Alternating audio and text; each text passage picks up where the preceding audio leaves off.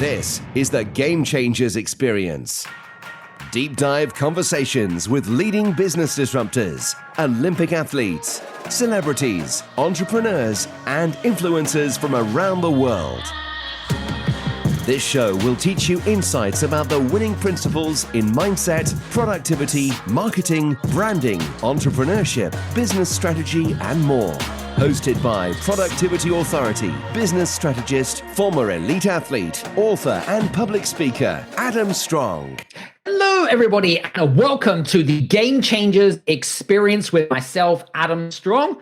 And today we have a live Game Changers Experience show. So for you guys that are privileged to listen to us live, make sure that you use the hashtag live, use the hashtag replay, of course. We're streaming through YouTube and on LinkedIn, of course, and make sure that you follow myself and my guest here today, who I'll introduce very, very shortly on those following channels.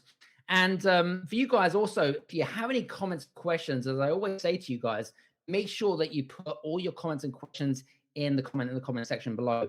For you guys that are listening in on the podcast, congratulations. We'll put all of our guest description notes and questions and everything else, any other bits and pieces in the blurb below. Anyway, today's guest, I'm super excited. We have an absolute juggernaut of a guest on today. Now, I first came across our guest. His name is Rob Moore. If you don't know who Rob is unconventional, but he's also one of these guys which very, very humble. I actually first came across Rob during the COVID pandemic when we were hanging out on Clubhouse. And you could probably be in Rob's room for pretty much hours and hours and hours on end if you were listening to him during the pandemic. And we hanged out in a lot of rooms and we have a lot of cross connections and stuff. But Rob's background is actually in property. And his background is that when he, at the age of 25, when he was £50,000 in consumer debt, went from that to millionaire in less than 5 years. Now, Rob's experience is known for this no filters, no BS, very authentic personality. He's a mentor to a lot of celebrities and influencers. He's actually written 9 different books. 5 of them became bestsellers. And he's got 2 massive podcasts, one called Disruptors that some of you may or may not have listened to, and also Money as well. So huge in the podcast world, has made almost 1,000 episodes just in Disruptors alone. I'll tell you what, some of the guests that he brings on are absolutely amazing. You need to go over and listen to what Rob is all about as well.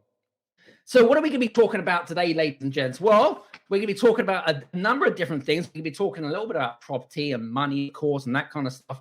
We're going to talk about misconceptions about property. We're going to be talking about money, the relationship with money. I want to get Rob's perspective on, him being financially free and what he's learned over the years, of course. And we can also talk about things that have gone wrong for Rob, because you know what? It's not all been fame and glory for anyone that's been in the game of entrepreneurship. We never talk a lot about the downside of stuff, right? So I want to talk a little bit about that with Rob. I have a real conversation and things like that. So listen, today I'm excited. I'm pumped. And I hope you are too. If you have any questions, like I said, feel free to obviously put them in the questions comment section below, and make sure that you follow me and Rob over on LinkedIn and YouTube, and click on that bell notification before you do anything else. So without further ado, let's bring the main man on himself, Mr. Rob Moore. Welcome to the show. Hey, Adam. Hey, everyone. How are you? I am 8.7 out of 10. Well, that's pretty darn good, my friend. It's pretty darn good. You're looking sharp. You're looking sharp as ever, my friend. Yeah, well, you only live once. You got to try.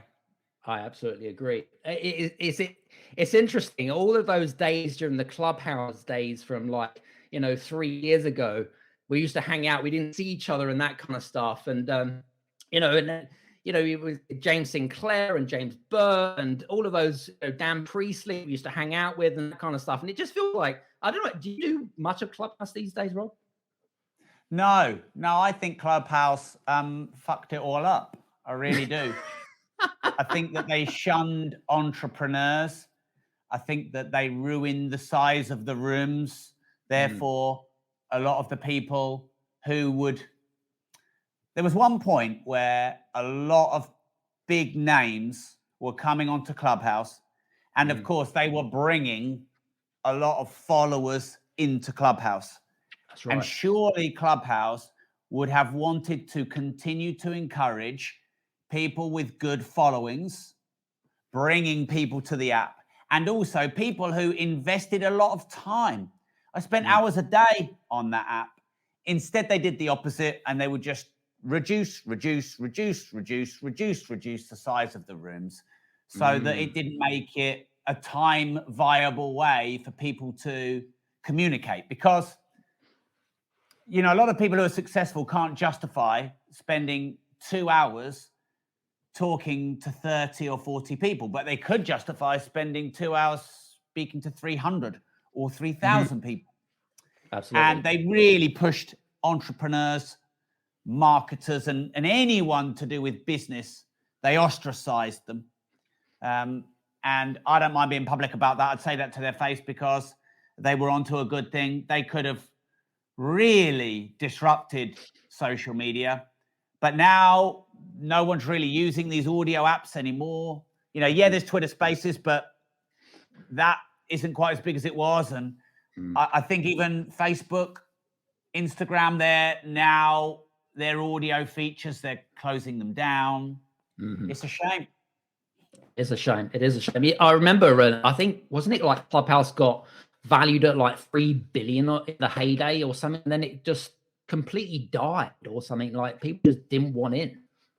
Yeah, I mean, I'm worth 100 zillion because that's what I value myself at. 3 billion. What the fuck? Come on. I mean, valuations. But I do understand there was an offer on the table from Facebook, and I do understand it started with a B and ended in illion. So maybe not 3 billion, but they might have closed at 1 or 2. I don't know. But exactly. they should have bitten their hands off. They should have done. No. Greedy bastards.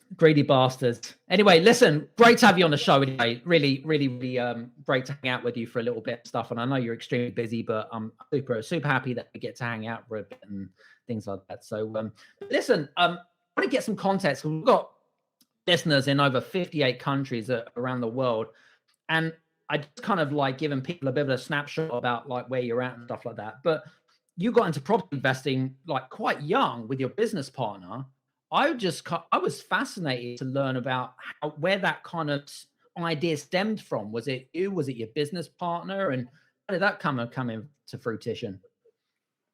Yeah, 2006 was my fledgling year in property investing. And I bought, sold, some kept, some flipped on, around about 20 properties in that first year. And they were pretty much all financed by my business partner, Mark. And I met him at a property network local meeting in Peterborough in December, late December, like the last couple of days before the world shuts down in 2005. So within 2 months of meeting him, we'd struck a bit of a relationship. We had a few things in common. We were both similar age. We both wanted to be entrepreneurs. He was a bit further down the line than me. He'd made some money. I didn't know this about him at the time, but, you know, he'd made some money. He owned some property. He'd done well, and I was right at the start, and maybe he didn't know that either. But in our city it calls itself a city, but really it's just a big town. And so in our big town, in our village, there's not many entrepreneurs in the village. So when you meet other entrepreneurs in the village, you kind of tend to get on quite well.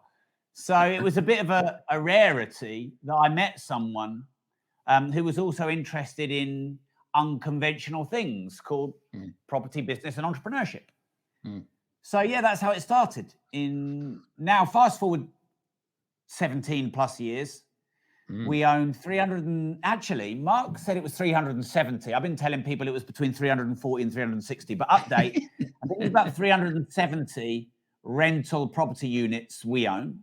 Wow. It's over 1,350 tenants we have in our managed portfolio. We have the UK's largest property training company. It's done 6.1 million in sales in the last 90 days. I've actually written or co-written 18 books, Adam. 9 of them I know to have been bestsellers, in mainstream categories, not just in the 3 left toes category like some people's bestsellers are.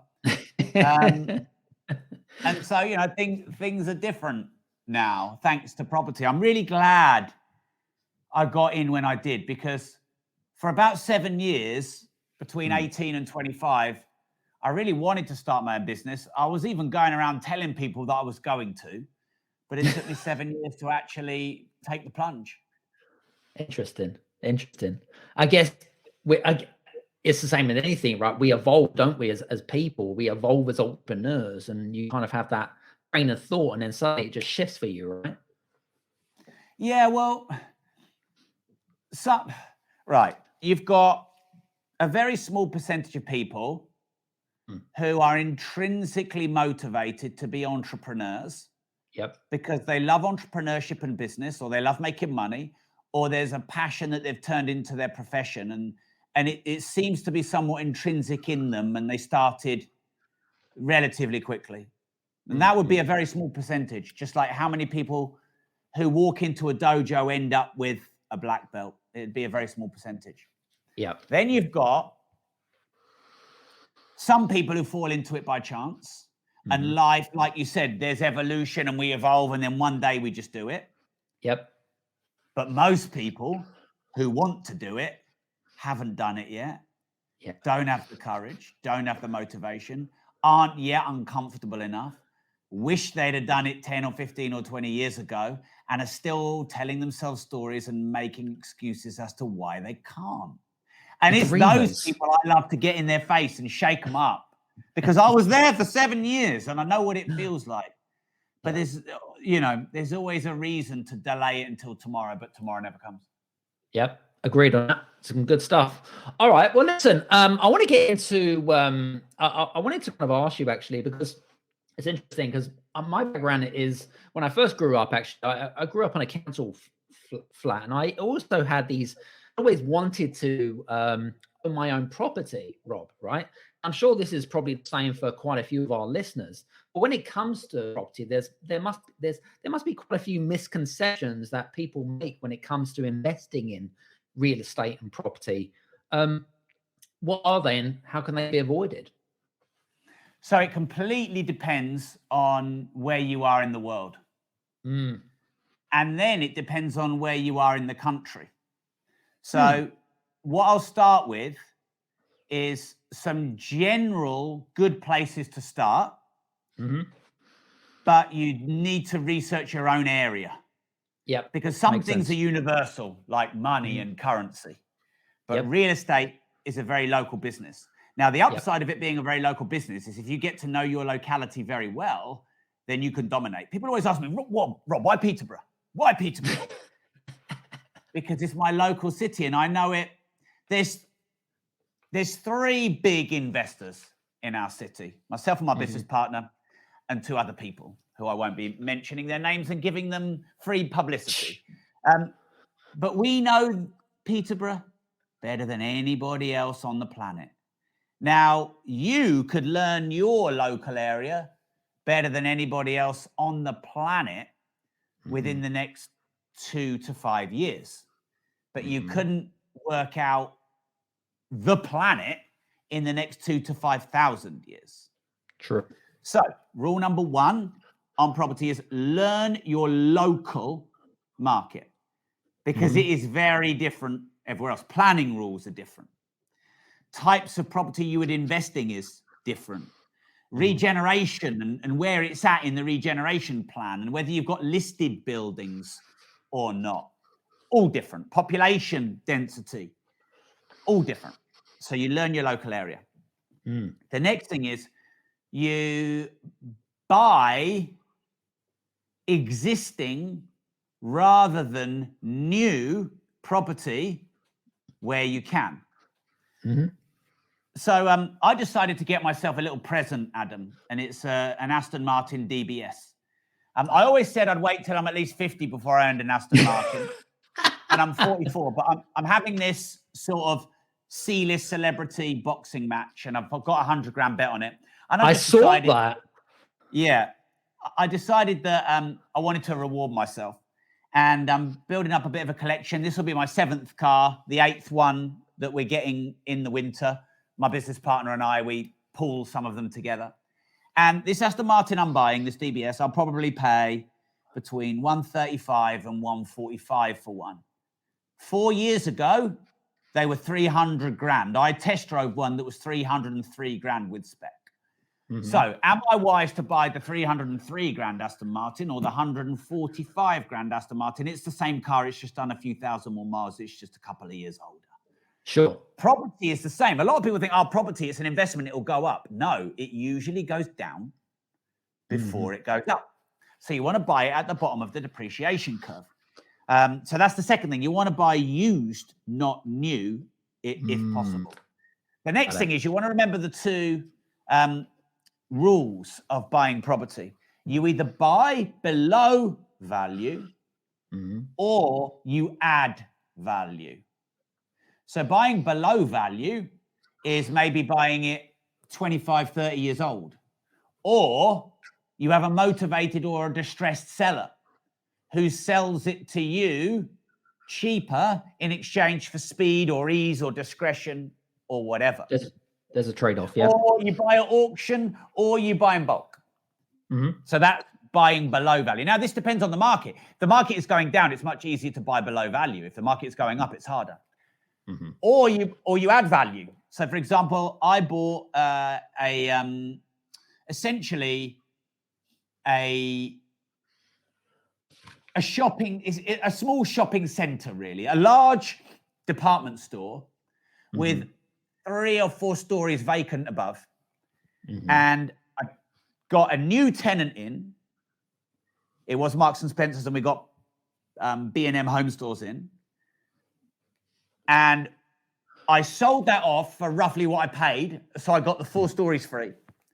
And then we developed that into 99 apartments. So we changed the use from commercial to residential, and we added the value by developing the apartments above. Got it. So that's an example. And then the next thing is never sell. Buy, hold, die.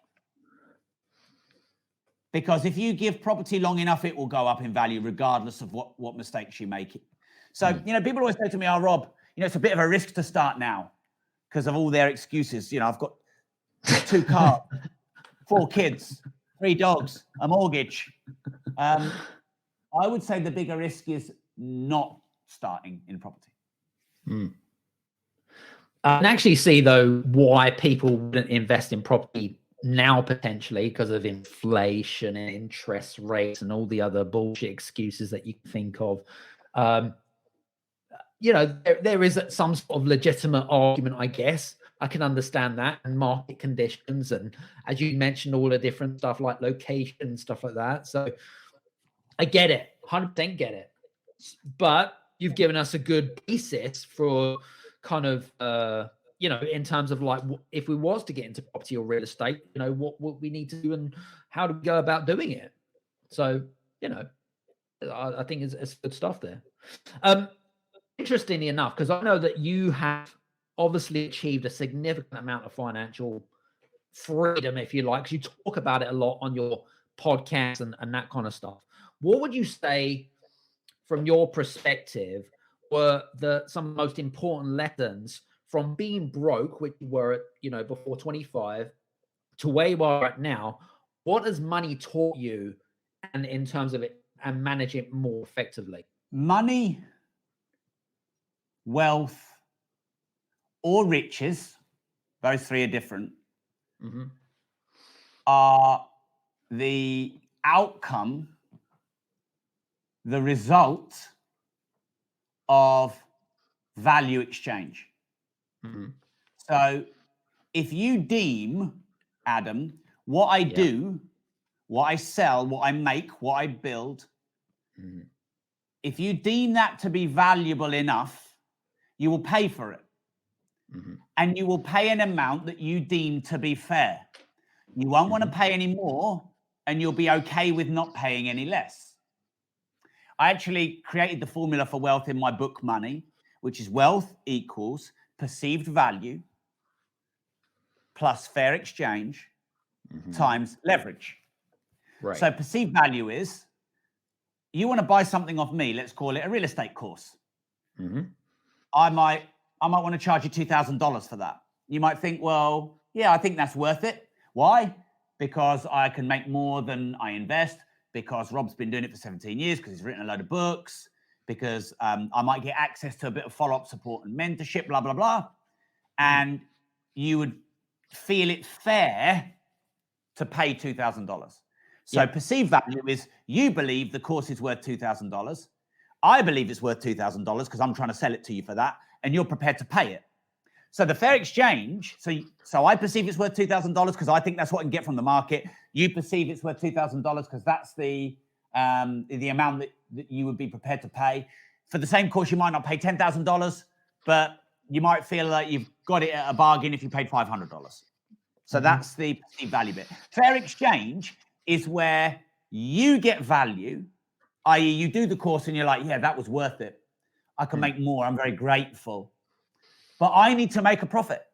Because if I don't make a profit, I'll resent you. And if you don't get value, you'll resent me. And that's unfair exchange. True. So, Harry asked me earlier, he said, Rob, what should be higher on the pedestal? What should we focus on more? Money or value? The answer is value, because there is no money without value. Money is a consequence of value. Now, the perceived bit is that, Adam, you might pay £20,000 or dollars for a cruise. I wouldn't, because I hate holidays. But I would pay $2,000 for this shirt. I did. And I would pay $50,000 for this watch. I did. And you might think, well, that's a rip-off, i.e. that's unfair exchange in favor of whoever made the shirt or the watch. But I might go, well, that's unfair exchange to the cruise company, because I don't need to pay $20,000 to sit on a boat when I hate the water anyway. So if you want to be an entrepreneur and you want to make money, you've got to work out, what can I do that's valuable and what will people pay for? True. And then I've got to find that sweet spot where I can charge handsomely and make fair profit, but you can be grateful for the amount that you pay that you think is worth it. And then the last part, leverage, is at scale. It's all very well me selling one course at $2,000, but actually we have tens of thousands of people a year who pay that sort of money for our courses. That's why we've done 6.1 million in sales in the last 90 days. So that's probably the biggest overall lesson on money. One thing I'll add before I hand back to you is, anyone can do it if, one, you define it, two, you get accountable to it, and three, you persist at it. You cannot be successful at that which you do not define. You cannot make money from the goal which is not set. So step one is, you need to know what it is. Is it a target amount of money? Is it a business model? Is it an idea? Is it a passion into profession? Is it content into cash flow? You must define it. Then when it's clearly defined, then you must create accountability, i.e., are you actually going to do it? So, for example, I had a 100-grand bet on a fight I'm doing on July the 1st. I've never had a fight before. I got called out on a podcast. I fancied my chances. I thought I could raise a lot of money for charity. I thought it'd be fun, although it's not been that much fun, the intensity of the training.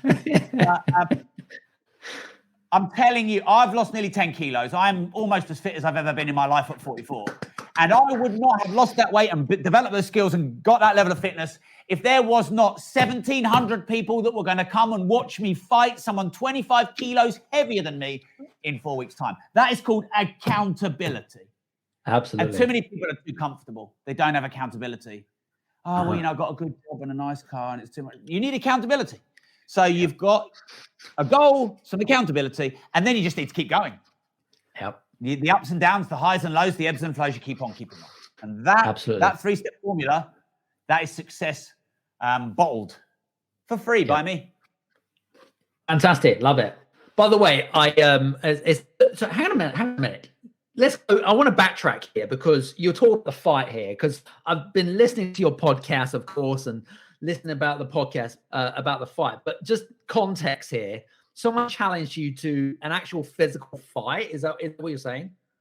Yes. Boxing In a boxing ring in London, I'm assuming. Just outside Brentwood, Essex. Yeah. So, and what's your chances, Rob? Come on, let's be realistic. 99.9 recurring percent.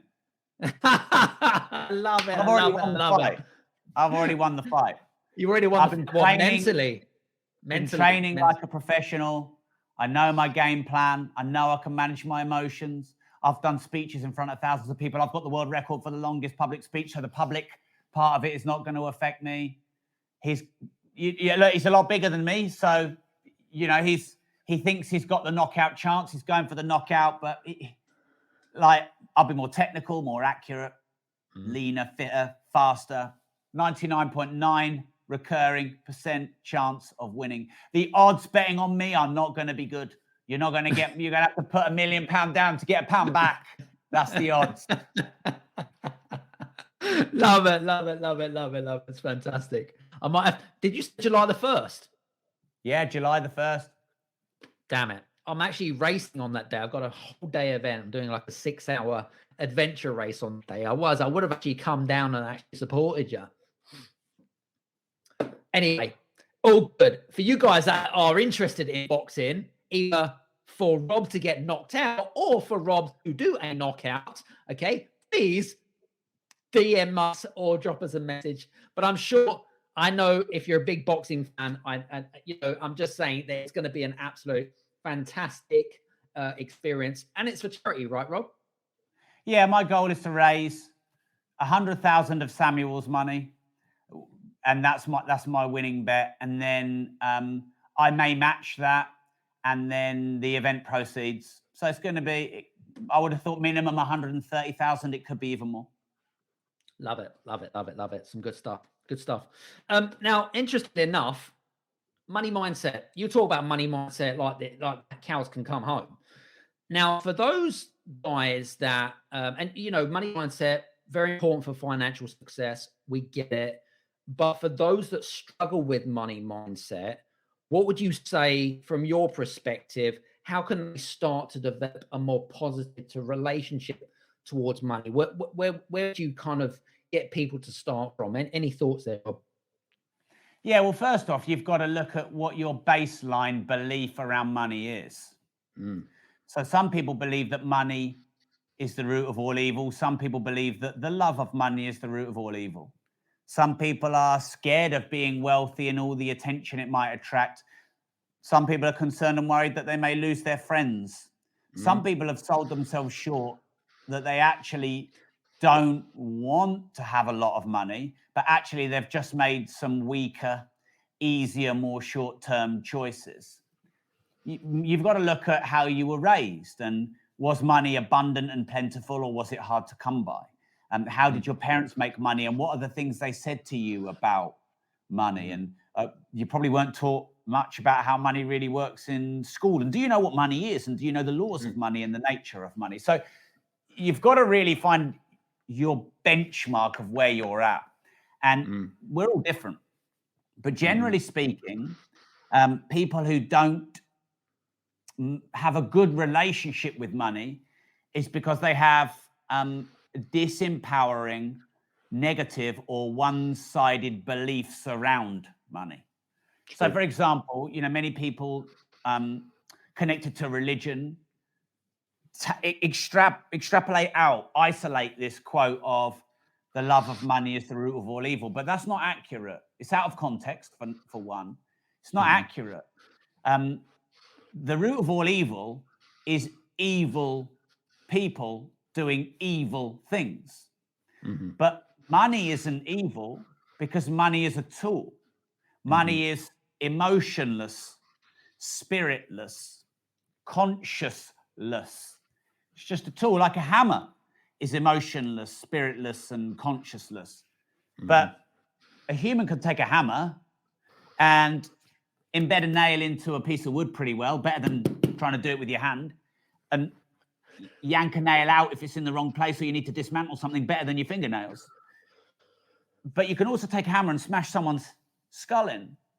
But if someone took a hammer and smashed someone's skull in, the hammer wouldn't be tried for murder. The hammer is the tool. The murder was committed by the person. And so most things that people believe about money is not the law, function, or nature of money. It's the law, function, and nature of humanity. Money is an effective tool at universally quantifying value, at storing value, at exchanging value, at increasing speed of exchange and store and perception of value, a measure of worth, a unit of account, a way to keep score or credit. That's what money is. And you could use that tool to become a multimillionaire, or you could be a slave to that tool depending on your beliefs. So, do you believe money is abundant and limitless, or scarce and hard to come by? Do you believe you will do good things if you had money, or do you believe money would be a curse? Do you believe that you could help a lot of people with money, or do you worry that people might judge you if you have money? Here's the funny thing about having money is people will judge you if you're rich, but they'll also judge you if you're broke. I give maybe millions, but certainly many high hundreds of thousands to charity. And people still criticize me for doing that. I've very often raised money and they've said, I shouldn't have raised it. I should have just given it out of my own money. Well, what fucking difference does it make? And many people are saying, I should not be doing this boxing. I should be raising this money some other way. Well, Samuel Leeds, my opponent's not just going to give me 100 grand. He's not just, oh yeah, Rob, I tell you what, let's not box. Let's not have a winner or a loser. I'll just give you the money. He's not going to give me the money. I've got to knock it out of him. That's the whole point of a charity boxing match. Without boxing, there is no charity in a charity boxing match. No matter who you are or how rich you drive a shit car, you're a wanker. You drive a Lamborghini, you're a wanker. So I'd rather be a rich wanker than a broke wanker, personally. I agree with that. Absolutely, 100% agree with that. Definitely, 100% agree with that. I want to now. You've done, like you've said to us the amount of properties that you've done. You've got a few thousand, or is it 1,300 properties? It's a few hundred that we own and 1,350 that we own and manage because we have a property management company as well. Yeah, of course. Yeah, absolutely. Tell us a little bit about a deal or a situation which really stuck out in your mind, Rob, and you thought, fuck, I don't want to relive that experience. And it went terribly wrong. It went tips up for whatever reason. How does that, because I mean, you come across really confident, you've been through the adversities, you're straight talking up front and all that. But obviously being human, it must affect you emotionally and mentally when things go absolutely tits up. How do you deal with that? In my 17-year business career, I wouldn't say there's anything that we did that I regret, because in every stressing hides a blessing, and in every situation that was really challenging, we grew the most. However, lockdown for me was the one thing that stands out that shouldn't have happened, that was wrong to happen, that was unfair to happen, and was the single biggest threat to our business. However, Adam, I can't even say I want to go back and it change, because I remember my business partner about 5 years ago saying privately, actually, he said, do you know what the biggest threat to our business is? And some people around were like, oh, Google or Facebook shutting you down, or reputational issue, or a legal case, a lawsuit, cancelling on, and everyone was listening. And he said, no, the government. And he was spot on, because the government can force your taxes so high without your permission that you can't make any money, or they can shut you down in a lockdown and you've got to close up shop and you haven't got a business anymore. Yep. And that was a bloody good lesson. It was brutal. I had 105 staff in the office at the time. I had to let a load of them go. It was a horrible experience. We got through it. But man, the hardest thing is also the best lesson. But the evidence is there now that it was wrong on a financial level, on a health level, and but it's done, and all we can do is get the lessons. In every stressing, hide the blessing. I agree. It's interesting because, I mean, you've had a lot of, some people would call them controversial characters, individuals, whatever it might be. I mean, you must have got so much backlash from people and stuff like that. And, some haters and trolls and fucking people just literally just attacking your reputation. I mean, it's, in a way, it's kind of entertaining, but in another way, it's kind of annoying. What's your thoughts on that? With all due respect to everyone, fuck everyone. That is, I can't take credit for that. Conor McGregor said that. I've just watched his new Netflix documentary because I've got my fight in 4 weeks. He's got a great mentality. Look, everyone's got an opinion, but opinion is probably the lowest form of relevant information. Like, if I want to really learn something, I'm going to get the least out of an opinion. I'm going to get more out of information, even more out of experience, and then even more out of facts. So people are always going to say something about you. They're always going to have an opinion about your guest, or the way you dress, or the way you speak, or your controversial views on ABC. Well, look, everyone else's opinion is none of my business. It's the lowest form of valuable information. They're going to judge me anyway, so I might as well just be myself. And look, if YouTube shut me down for interviewing David Icke, I either interview more people like David Icke on Rumble, or I don't interview people like David Icke. I mean, I've got a choice, haven't I? If they want to shut me down for my rants, I either go and rant somewhere else, or I change what I rant about. True. True.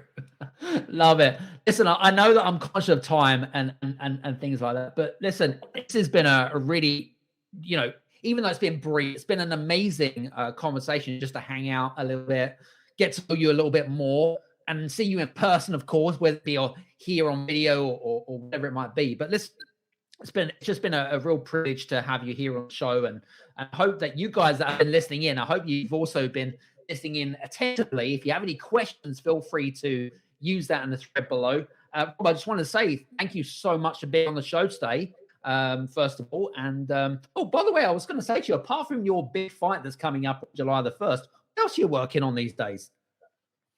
Well, I'm not working on much at the moment, personally, because I'm committing to this fight in less than 5 weeks. However, I will be reopening writing my new book, Money Matrix, once this fight is done. Nice.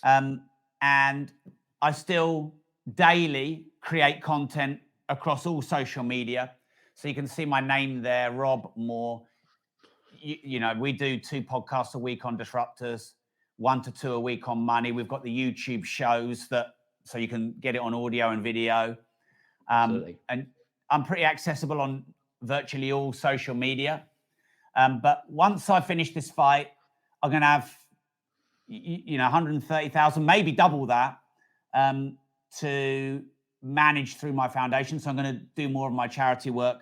And I've got these books that I want to get finished because I'm writing one book, but I know the next 3 that I'm writing. So I need to get my head down and get those done, those written. They're my next projects. I mean, look, my company's Progressive Property, Progressive Success. You know, we've got over 100 staff and they'll carry on doing their thing. If anyone wants to start a business or get into property, you can Google those. Absolutely. Yep. It's been really good to really be good to have you on the show. Listen, guys, hope you've enjoyed today's show. Wherever you are in the world, by the way, feel free to check out Rob's membership, check out Rob's social media and any links. Feel free to reach out to him or either him or his team. More likely, his team will reach out to you in due course and respond with any questions. Rob, once again, just want to say thanks very much for being on the show today. Always a pleasure. Thanks, Adam. Thanks, everyone. Take care, everyone. See you soon. Have a great day. Cheers now.